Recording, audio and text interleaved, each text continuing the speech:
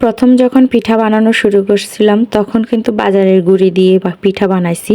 এই জন্য দেখতাম যে পিঠাগুলো সুন্দর মতো হতো না, কেমন জানি হতো, তেমন একটা ভালো করে হতো না। তো চিন্তা করলাম যে না, গুঁড়িটা করে নিই। আসসালামু আলাইকুম এভরিওয়ান, সবাই কেমন আছেন? আশা করি সবাই ভালো আছেন। আম্মু ছিল না, সেজন্য আর গুঁড়ি করা হয় নাই। আম্মু আসার পরে ভাবলাম যে এখন সময় গুঁড়িটা করি, কিন্তু গুঁড়ি করলে কি হবে, রোদ ছিল না।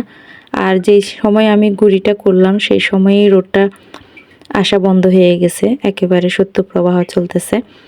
তো যাই হোক, দুপুরবেলা মনে হয় একটু রোদ আসছিল, আম্মু গুঁড়িটা দিয়েছে।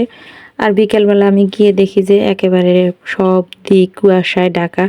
তারপর আর কি করা, আম্মু সহ গুঁড়িগুলো উঠাই নিয়ে আসছি। যেহেতু রোদ আসার কোনো নামই নাই, সেজন্য আম্মু গুঁড়িগুলাকে ডিপ ফ্রিজে রেখে দিছে, কি আর করা। তো ওখান থেকে আমি কিছু কাঁচা গুঁড়ি নিয়ে আসছি। আমার ইচ্ছে করছিল যে কাঁচা গুঁড়ি দিয়ে আমি একটু চিতই পিঠা বানাবো। তো এই ফার্স্ট গুঁড়ি দিয়ে আমি চিতই পিঠা বানাচ্ছি। আর আমি অল্প করে একটু নাস্তার জন্য আটা করছি, কেমন হয় না কেমন হয়, কিন্তু আটাটা দেখেই মনে হচ্ছিল যে খুবই সুন্দর একটা আটা হয়েছে, এত স্মুথ একটা আটা হয়েছে। আর প্রথম পিঠা দিছি, পিঠাটাও কিন্তু একেবারে নরম তুলতুলে, দেওয়ার সাথে সাথে কিন্তু উঠে যাচ্ছে। দেখেন অনেক সুন্দর একটা পিঠা হয়েছে।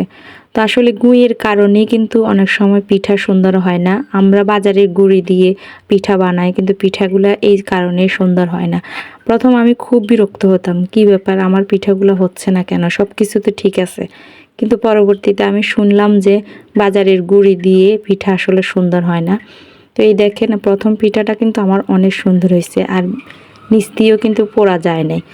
পরের যে আটাটা দিছি, খোলাটা একটু কম গরম হয়েছে, যার কারণে একটু নরমটা রয়ে গেছে।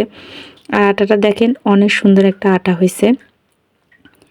তো যাই হোক, আপনাদের সাথে এটা শেয়ার করার জন্যই আমি ভিডিওটা রেখে দিছি যে বাজারে গুঁড়ি থেকে আপনি যদি নিজে গুঁড়ি করেন, সেই আটার গুঁড়িটা কিন্তু অনেক সুন্দর হয়। আর পিঠাগুলোও কিন্তু অনেক সুন্দর হয়।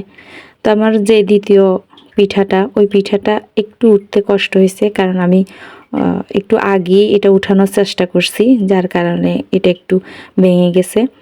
এরপরে পরবর্তী পিঠাগুলা কিন্তু অনেক সুন্দর হয়েছে, একেবারে নরম তুলতুলে, আর বাচ্চারাও খেয়ে কিন্তু মজা পাইছে।